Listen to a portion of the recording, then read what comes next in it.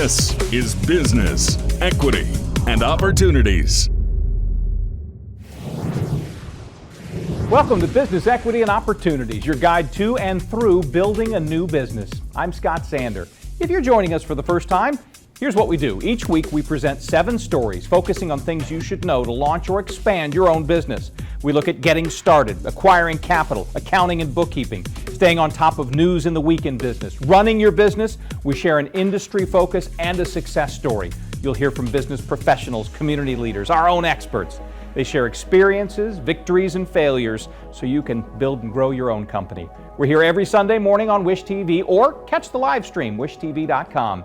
You can see much of our content and then share it with anybody you'd like on BE&O We grow that site every week with stories and resources. While you're there, sign up for our podcast and listen anytime, anywhere on your schedule. We also encourage you to sign up for our weekly newsletter, and we update it every Tuesday. Now, to the business of business. Here's what's coming up today on Business, Equity, and Opportunities. We look at Indiana's business ties with India. Our regular friends, Jane King and Ty Shea, are back with news and views. What is the value of job fairs to small business and the economic impact of the violin in Indianapolis? First, we're getting started where most of our food gets started, on a farm. Indiana farmers know well the environmental issues facing the world today. They've been going green for generations. Indiana farmers say they're using fewer natural resources and recycling more than ever to protect the air, land, and water for future generations. This is Business, Equity, and Opportunities. Getting started. Don Lamb is director of the Indiana State Department of Agriculture and a second-generation farmer born in Boone County. Well, we're in Boone County, Indiana, and we're actually looking at a wheat field behind us. So this field was planted in October of last year and it'll be harvested in July. And so that's winter wheat in Indiana, which isn't a huge crop in Indiana compared to corn and soybeans, but it is something we do quite a bit of in Indiana. Everything about sustainability is really about longevity. It's about generations. So, my dad's 85 years old and still farming with us, and he farmed some of these same fields a long time ago. And then we hope for the future for that to be the case for our kids and grandkids. And so sustainability is all about keeping that soil healthy. And that means you don't lose it by water erosion, wind erosion, anything you can do to protect that soil. So you think about a field like this that's covered with wheat for the wintertime, it's protected and it's got some great conservation methods in place to keep that soil healthy. My dad grew up in Indianapolis and went to Pike High School and went to Butler, studied business, and he joined the Air Force. And so he was stationed in Italy, and his father-in-law sent him a newspaper clipping in the mail that said somebody was looking for a farmer.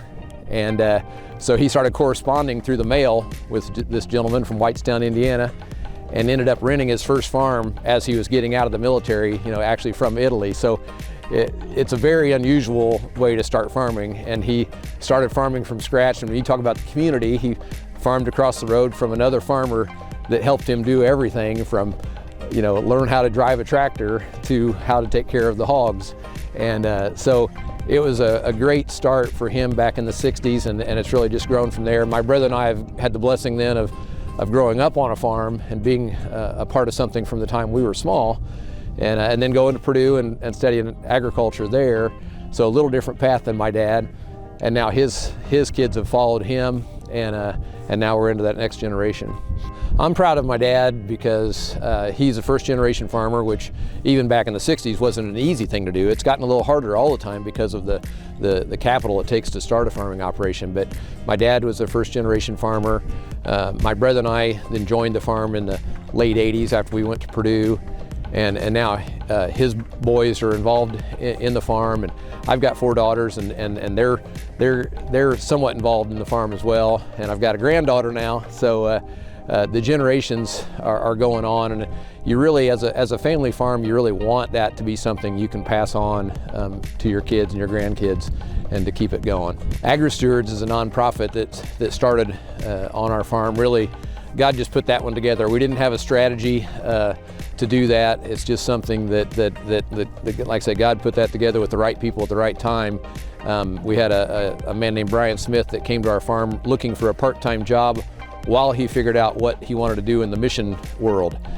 And when we started thinking about agriculture and how that affects so many people around the world, it became obvious that they needed help in agriculture. So we've learned that if we go to another country and we can teach them how to take care of the soil, that's the main thing they need. They don't need mechanical help. They don't need to make things bigger. They don't need to do things the way we do them here in the United States, but they do need to take care of that soil. And the idea of having something that is sustainable throughout the years is new to them as well. A lot of people would use soil and then move to a new location when they've worn that soil out. And the idea that we can have a farm that you can farm for 100 years and it actually keeps getting better, more healthy, more nutritious, that's new to a lot of people around the world. Farming is something, when you think about, like, our Indiana Grown program is another thing that happens through the State Department of Agriculture, where we help usually smaller farmers, but entrepreneurs build a business. It might be flowers, it might be honey, it might be, whatever they can produce on maybe a small acreage and they want to grow it. And it goes all the way up through a farm like ours. It's a grain farm. And then you get into the ag bioscience industry, and groups like Agronovus are working in that world. And so from very small to very big, companies like Corteva and Elanco here in Indiana that do a lot of the ag bioscience work, and then how that feeds back into what we do on a smaller level and how that goes back and forth. And so it's an exciting time. It's a very exciting time to be a part of agriculture, and there's so much going on.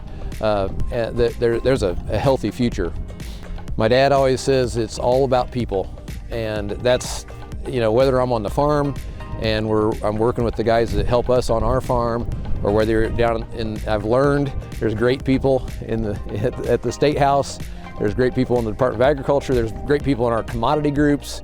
When we think about dairy, when we think about pork, when we think about corn and soybeans, we think about all these different organizations. There's great people involved in all those, and that's the key. We can come up with lots of programs, we can come up with lots of slick ways to say something or do something, but the people are the key to making it work, and that's what gets me charged up, is just spending time with great people. Getting Started, made possible by the Indiana Economic Development Corporation. If you'd like to learn more about the Indiana family of farmers and how their experiences can help you get started, you can find links at beoshow.com. If you'd like to ask us a question, possibly appear on the show, email us at beo@wishtv.com. Up next, Business Connections, linking India and Indiana, when Business Equity and Opportunities continues after a break. Every business is unique, and every business has a target audience. Circulus Digital Media can help you connect and grow your customer base with turnkey digital solutions that are nimble to reach a customer base that spans the globe. Pinpoint a specific audience down to the smallest details. No matter the size of your business, put Circulus Digital Media to work for you and get results. Time to get out of the office and on the golf course. The Wish TV Great Golf Club is back and even bigger this year. Get exclusive discounts at courses all over the metro for one low membership price. Just scan the barcode on your screen or go to wishtv.com sports to buy your Wish TV Great Golf Club membership. See you on the links. Go to wishtv.com sports to buy your Wish TV Great Golf Club membership.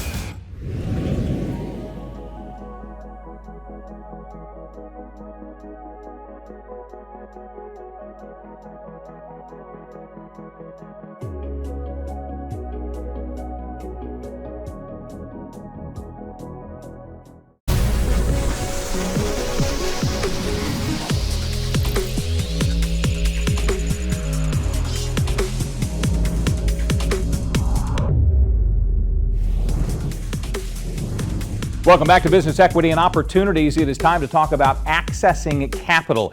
India and Indiana share a number of similarities, including the desire for a strong economy. The Indiana-India Business Council is an advocacy group that contributes to strengthening relations between the state and the country by generating economic and social growth.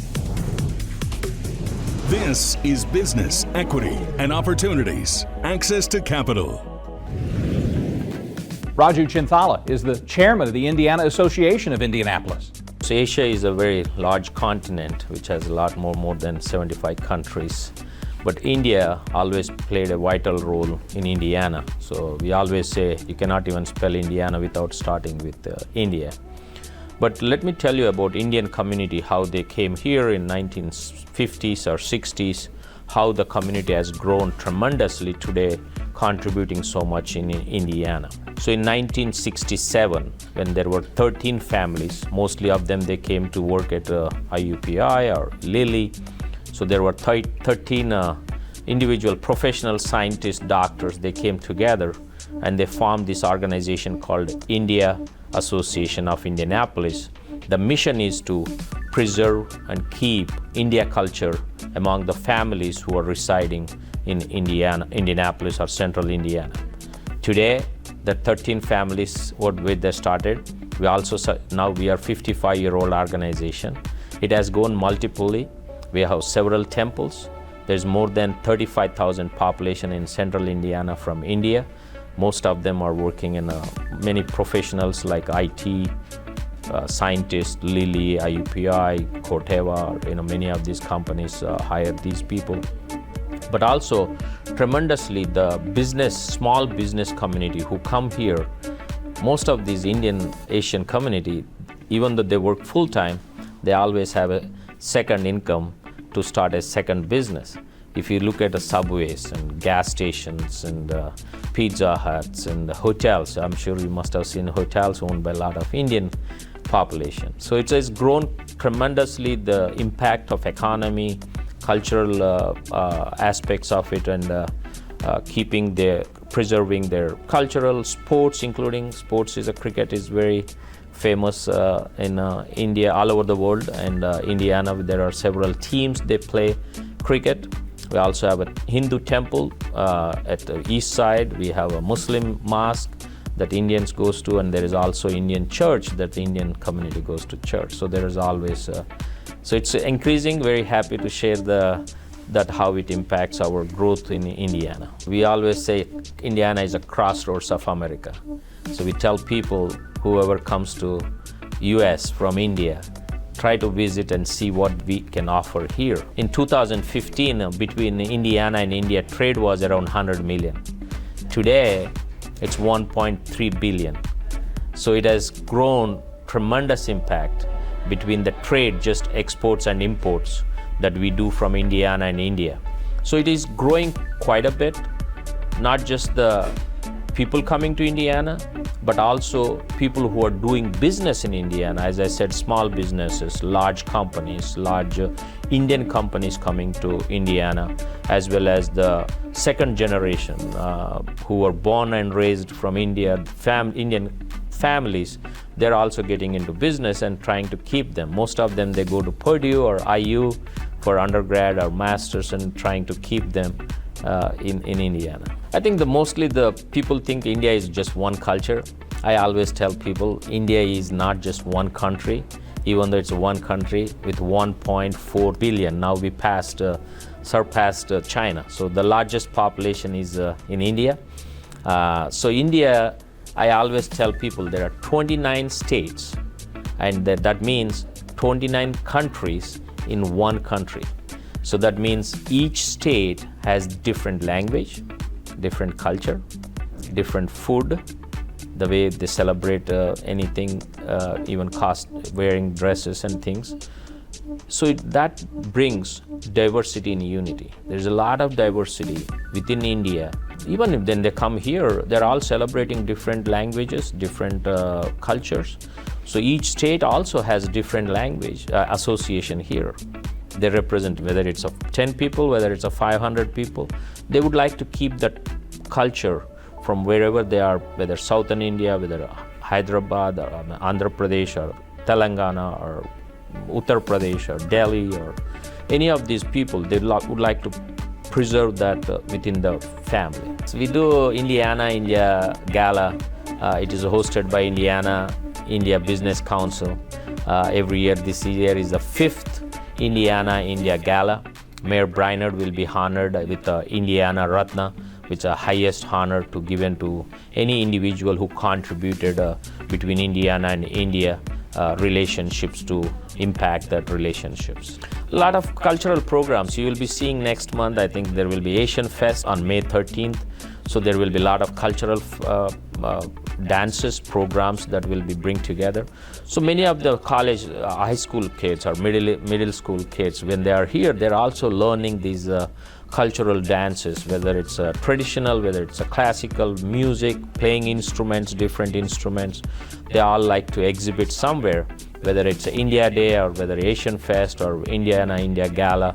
So that is opportunity for these kids who are learning to participate and let the attendees see their performance. If you'd like to know more about the Indiana India Business Council, we do have links on our website, beoshow.com. Coming up, our CFO, Tai Shea, tells us what you need to know before you enter into a contract. First, though, This Week in Business with Jane King, after we take care of some business, too. Stay with us.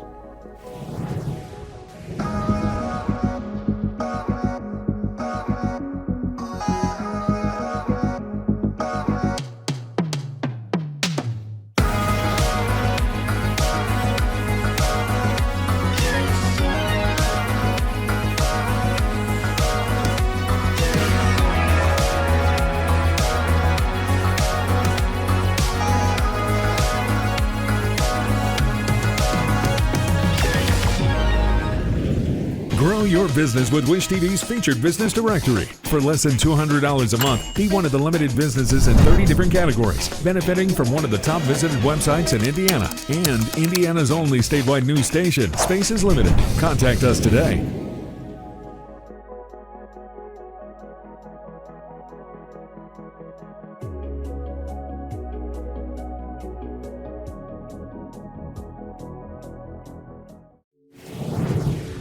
This is Business, Equity, and Opportunities. This Week in Business. Time on Business, Equity, and Opportunities to look at This Week in Business with our eyes and ears at the very heart of Wall Street. Jane King at the NASDAQ. Jane, I am always impressed by the courage of our viewers, the small business owners. They seem ready to embrace something that, frankly, I'm not sure that I am, an AI future. They are, and they seem very open to it, Scott, as well. So there was a survey of small and medium-sized businesses, and the executives here, 82% of them do expect disruption as a result of AI, and in a positive way. They say they're excited about the potentials that artificial intelligence can offer. So this study was done by Clutch, by the way. That's a global marketplace. Always like to tell you who these surveys are done by. So here's some of the findings. 84% of small businesses that currently use AI tools plan to continue using them in the future. Less than 10% of small business leaders say they felt overwhelmed, frightened, or worried about artificial intelligence, as small businesses do expect AI to increase their need for outsourced services. So the immediate ways that they would use AI would be in engineering, sales, customer service, data collection about their customers, things like that. Thinking a long term and short term with AI. Interesting. There's a lot of fear, a lot of frustration and concern still about inflation, even when the reports come back with marginally better numbers month to month. That's right, and inflation's been dropping according to both the Consumer Price Index and the Producer Price Index, but it's still historically very high, so right around 6%. So this has been eating into small businesses' budgets now for a year and a half or so. So according to this report from the National Federation of Independent Businesses, 24% of small business owners ranked inflation as their top business problem. Now that did drop a little bit, but still a good percentage still see inflation as a big problem. And of course, we know what happens when these businesses pay more for things. That often gets passed on to the customer, and we have been seeing that in many cases as well. Yep, that cycle continues, and why the Fed's been working to try to break it, and we'll see if that strategy changes in the weeks ahead. This is the month we turn towards summer. Wall Street's, of course, not on a rigid seasonal schedule, but what are some of the things that Wall Street watches as we hit these waning weeks of spring and head into summer? Well, I think one of the big things that has popped up this year that really nobody saw coming was the situation with the regional banks. And these regional banks are so important for local communities and local businesses. They know their area, they know the people, they're really an important part of the overall nation's financial system. And we've seen 3 now go under this year. So, in fact, First Republic was the second largest bank failure we've seen in history after Lehman Brothers. So, these were regional banks, but big banks. Now, JP Morgan Chase took it over, so there's questions about how big is JP Morgan Chase getting. They are the largest bank in the U.S. So, we're going to continue to watch that and just see if there's anything going on in Washington that may be supporting the depositors at these banks, so these banks can survive this higher interest rate environment. All right, Jane King, always our eyes and ears and expertise at Wall Street. Thank you. Thank you, Scott. This Week in Business is made possible by InnoPower. If you or your business have an event that you'd like us to mention, send us an email, beo@wishtv.com. Up later, using career fairs to find employees. Next, though, Ty Shea is contractually obligated to talk about contracts. Business Equity and Opportunities returns in about 95 seconds.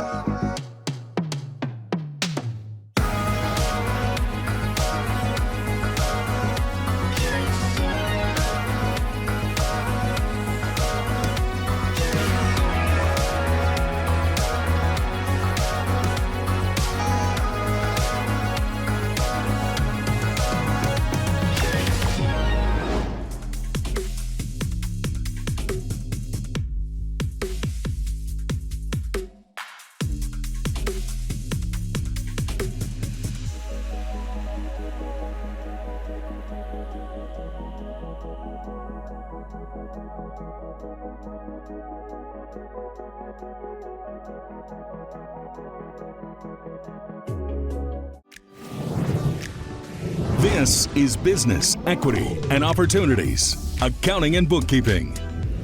On Business Equity and Opportunities, every week we talk about accounting and bookkeeping, and often the information comes from Ty Shea, the Chief Financial Officer for Circle City Broadcasting. Ty, good to see you. Thanks for being with us again. Thank you, Scott. Appreciate it. Glad to be here.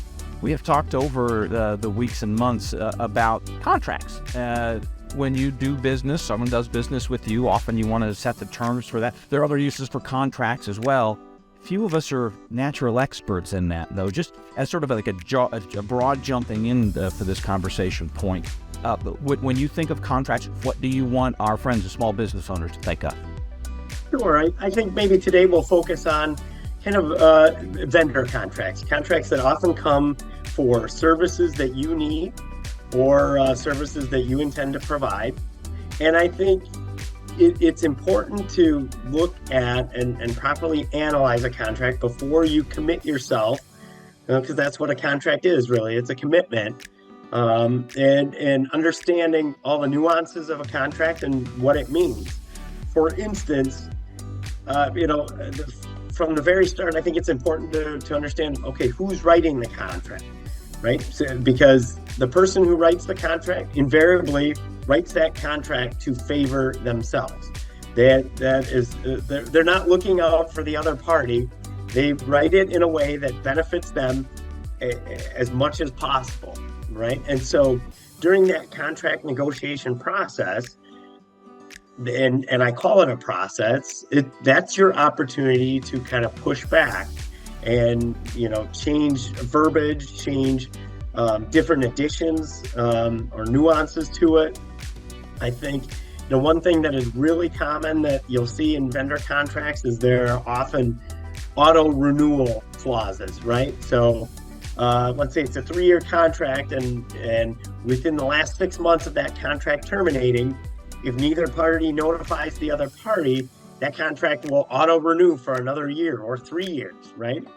And oftentimes, business owners or people on the other side who didn't write those clauses in naturally forget about those auto renew clauses. So there's a couple of ways you can handle that. One, you can put a reminder or a tickler, in your calendar, maybe a month or two in advance of that deadline, saying, hey, reach out to, this vendor and tell them that you do not wish to auto renew, but perhaps you still wish to have the service. Let's come up and draft a new contract. So that's one way to handle it. Or two, what I've also seen other businesses do is the day that the contract is signed, they immediately send an email back to the vendor and say, I do not wish to auto-renew this contract. And so that's one easy way to take out that uncertainty, and then you have it in writing, of course. And so like that's just one little thing that goes into contracts.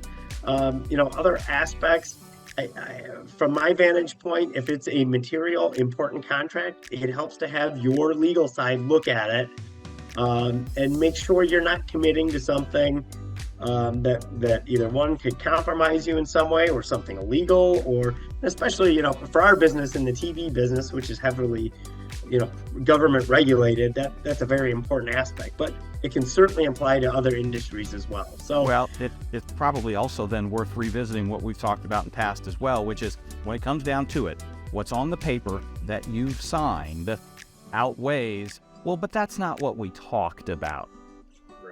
Right. And people often go into commitments with the best intentions. And if things happen to go sour or whatever, for whatever reason, yes, it's whatever is in the ink and in the contract that prevails, certainly from a legal standpoint. So that's why it's important to have your T's crossed and your I's dotted when it comes to contracts. And something you said, your legal armor team or whatever, and for our small businesses, that may be almost a piecemeal hiring from an attorney, but at some form or fashion, when you're talking any significant contract, is it fair to say you want someone who knows the law to take a look at that? Generally, yeah. That's, if it's a material contract to your business, probably a good idea. All right, Ty Shayla, full of good ideas, and he shares them with us many weeks here on Business Equity and Opportunities. Thank you. Thank you, Scott. Appreciate it. For more information about accounting and bookkeeping, contracts, and everything else, visit beoshow.com. While you're there, sign up for our newsletter. We'll update it every Tuesday. Subscribe to our Business Equity and Opportunities podcast. That way you can listen whenever you want. Coming up, an industry focus on the economic impact of the arts. Next, though, looking for fresh faces for your workforce? Try a job fair. Every business is unique, and every business has a target audience. Circulus Digital Media can help you connect and grow your customer base with turnkey digital solutions that are nimble to reach a customer base that spans the globe. Pinpoint a specific audience down to the smallest details. No matter the size of your business, put Circulus Digital Media to work for you and get results.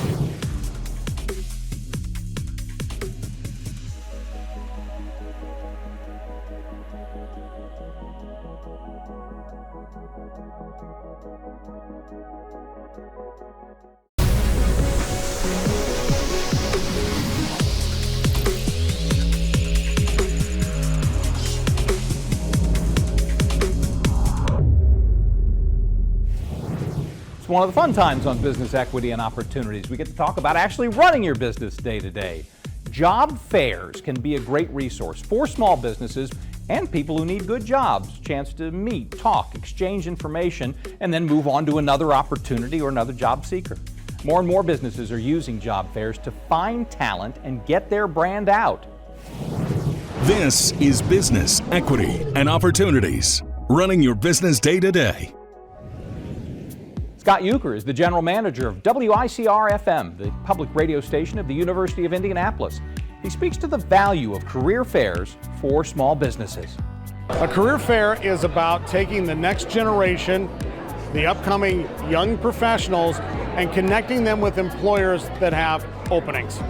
It's great for the businesses, in our case, the media organizations that are here, because they get to have a lot of 4 or 5 minute interviews with 20, 30, 40 young professionals, and then decide if they want to carry those conversations forward.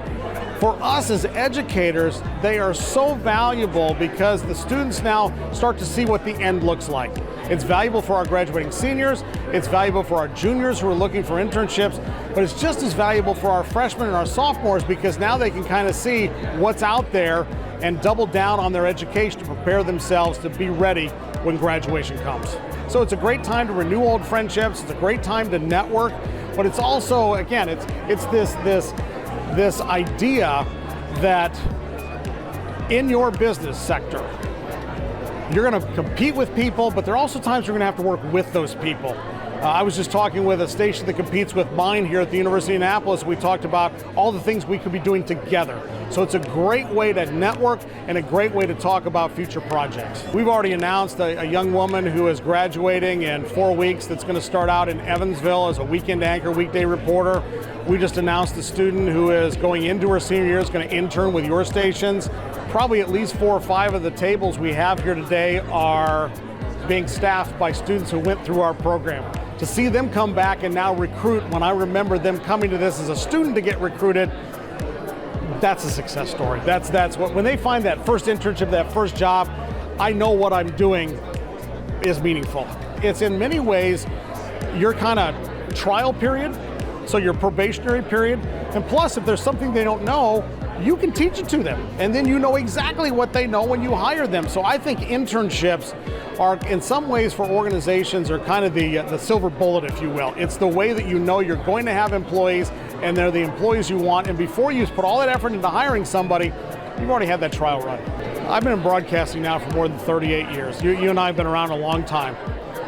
And it's interesting, and I think most professionals can say this, that when you've had your career, when you're no longer chasing your own career, what you can do for the next generation to pour your knowledge and your wisdom and your preparation into them, that at this point in my life, when they get that first job, or they get excited because they figured out what path they wanted to go down, that the young woman earlier today that announced she's going to be in TV, she was in radio for 3 years. She's only been in TV a year, but she figured out along the way, that's my pathway. When they find a pathway, when they find that internship, they find their first job, quite frankly, it's more exciting than it ever was when I did it myself. If you want to learn more about running your business day to day, visit BEOshow.com. A bit later, a local Asian American business helps Indiana play in the global market. Next, though, how the International Violin Competition of Indianapolis adds to the local economy. Stay with us. Every business is unique, and every business has a target audience.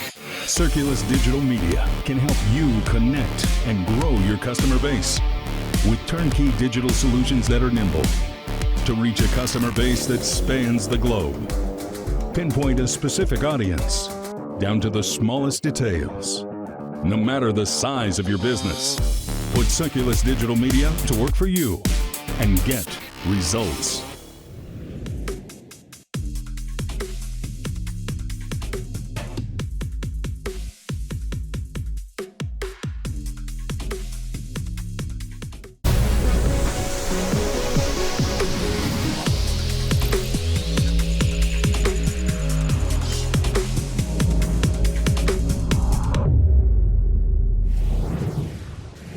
Welcome again to Business Equity and Opportunity. Time for our industry focus. Because of some very different kinds of competition, the word Indianapolis carries tremendous prestige in racing, conservation, and classical violin. This is Business Equity and Opportunities. Industry Focus. I'm Glenn Kwok, Executive Director of the International Violin Competition of Indianapolis. I know it's a mouthful, and I'm happy that now throughout the entire world we are known simply as the Indianapolis.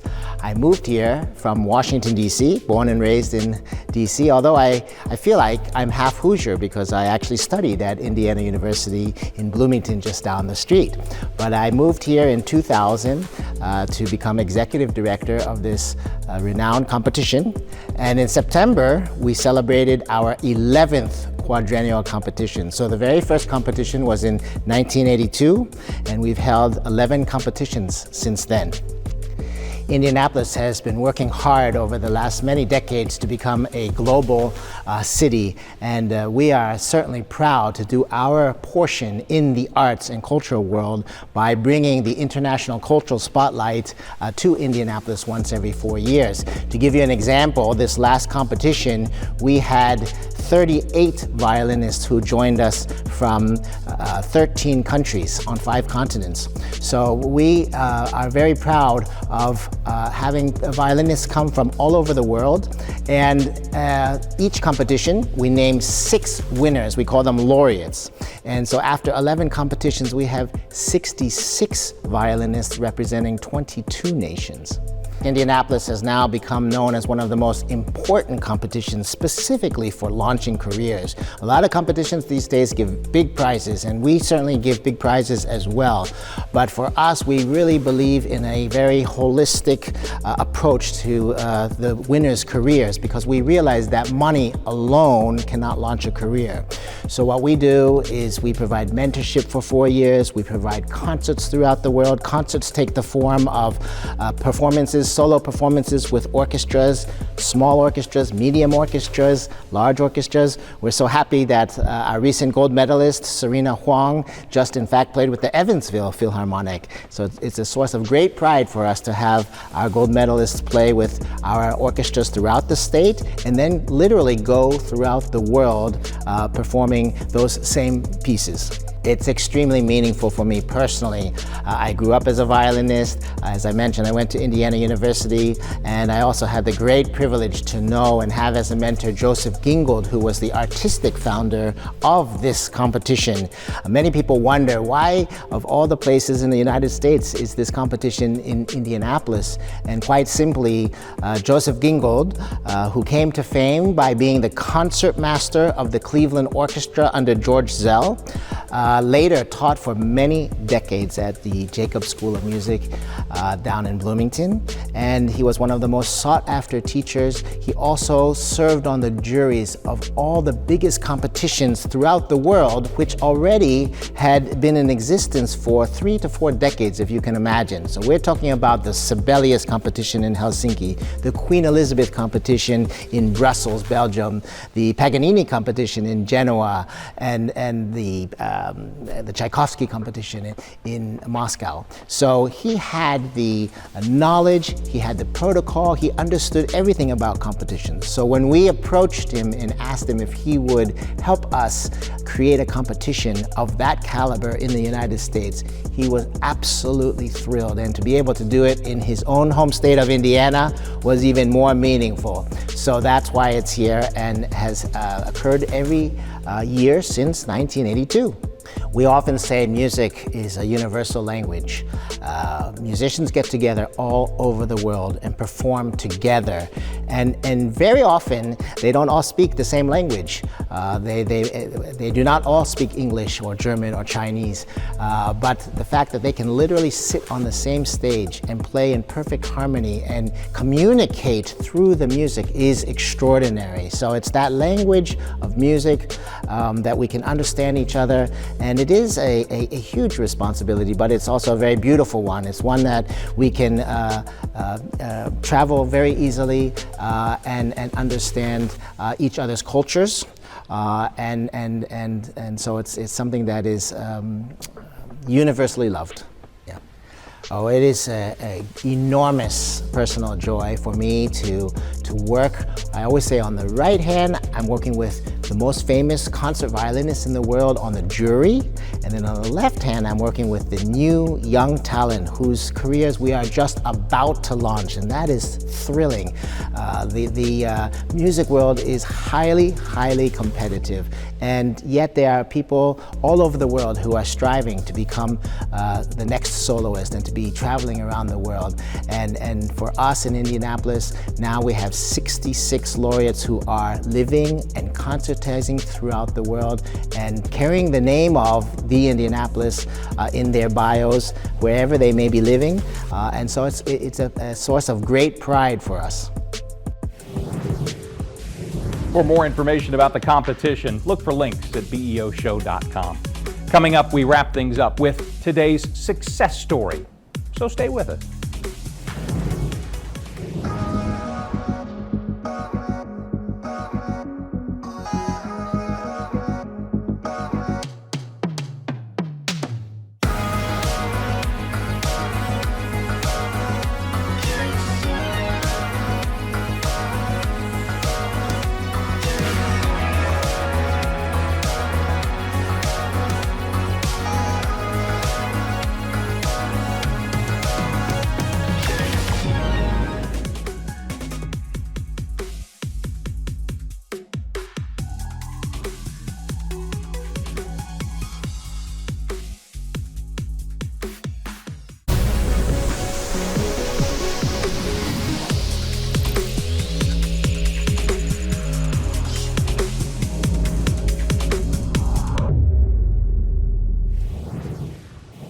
Welcome again to Business Equity and Opportunities, a big part of our hour now. May is Asian and Pacific Islander Month, and Indiana has many reasons to celebrate it. This is Business, Equity, and Opportunities. Success Story. Rupal Thanawala is the president of the Asian American Alliance and explains how the success of a vibrant Asian American community is connected to Indiana's growing economy. Asian American Alliance's mission is to empower and encourage Asian Americans to lead and serve in business and community. It all started in 1999 when a group of Asian American leaders started this idea of starting an organization to have a community, an alliance where all the Asian Americans can come together to build a future of Asian Americans who have called Indiana their home. So we have business leaders, students, community leaders, and we all are really looking forward that how do we build a community which is truly integrated as Hoosiers.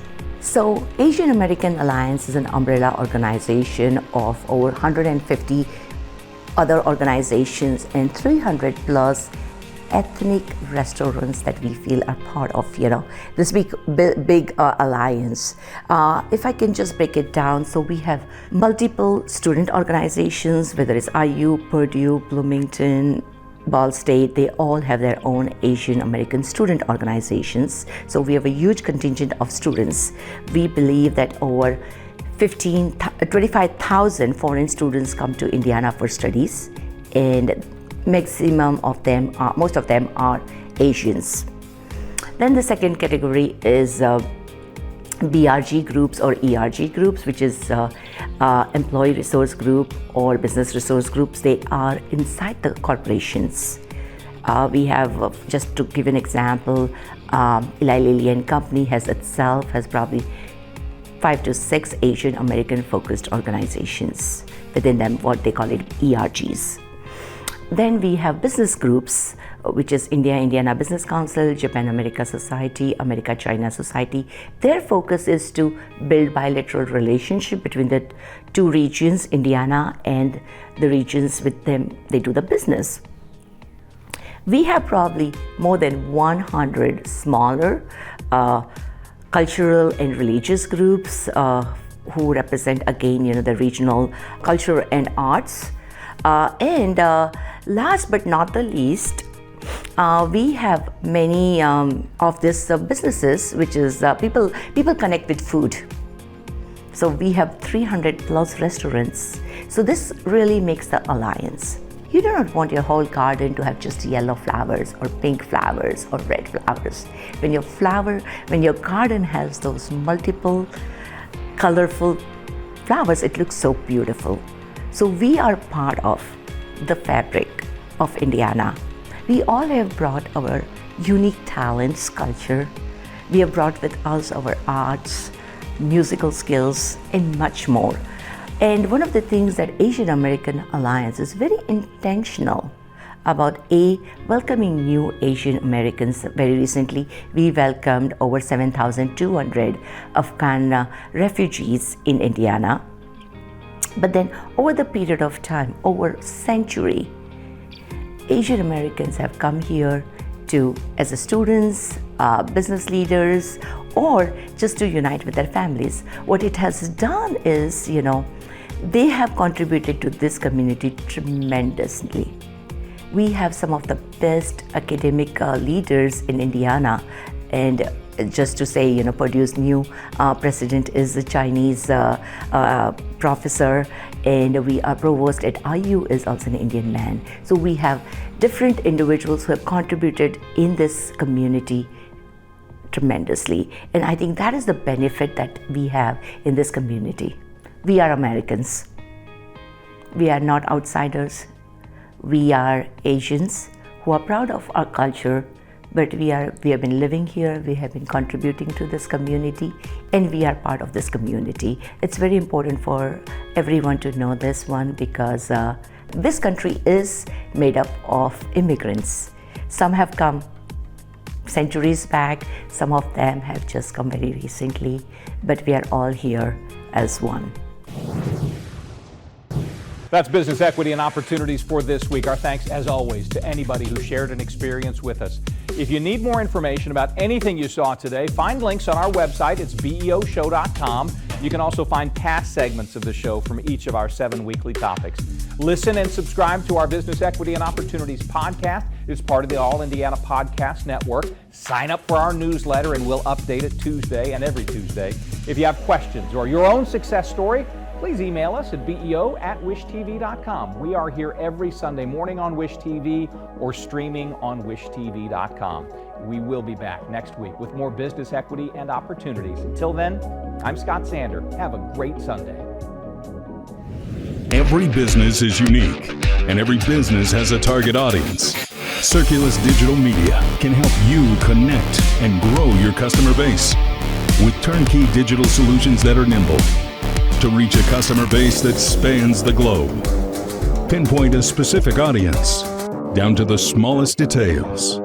No matter the size of your business, put Circulus Digital Media to work for you and get results. Time to get out of the office. And on the golf course, the Wish TV Great Golf Club is back and even bigger this year. Get exclusive discounts at courses all over the metro for one low membership price. Just scan the barcode on your screen or go to wishtv.com sports to buy your Wish TV Great Golf Club membership. See you on the links. Go to wishtv.com sports to buy your Wish TV Great Golf Club membership. Business Equity and Opportunities is made possible by Indiana Economic Development Corporation, Inno Power, Bose McKinney & Evans, Gemco, and Fifth Third Bank.